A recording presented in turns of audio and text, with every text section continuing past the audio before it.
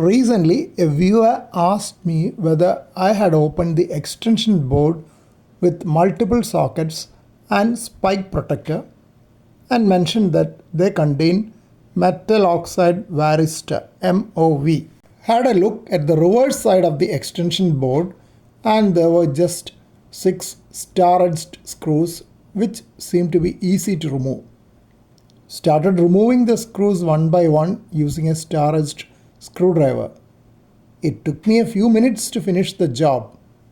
Of course, it would have been much faster with a mechanized device which most jig workers use. As expected, there was a small printed circuit board on one side and the sockets with switches along the length of the extension board. Only the blue metal oxide Varistor MOV was visible on the undersurface of the PCB.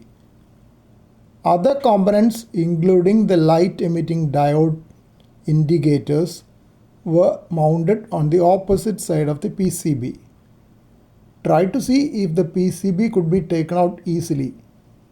It seemed to be well fixed and I did not want to disturb it just to see the other side of a functioning extension board. Tilted the blue MOV at right angles so that I could see the other side of it.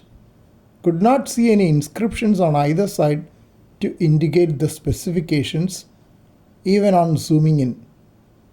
Tilted it back to the original position and closed the extension board with the screws. This is a close-up photograph of the metal oxide Varistor.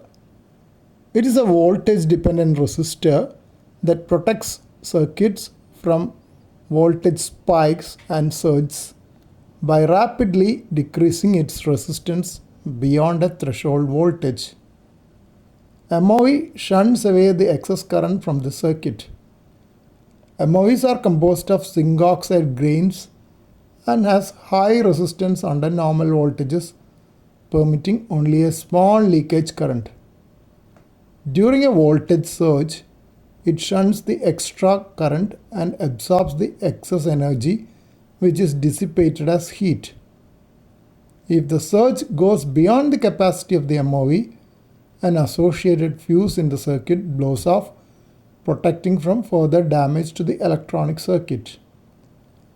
When the surge is not strong enough to blow off the fuse, the MOV returns to the basal state of high resistance as soon as the spike is over and does not shunt any current.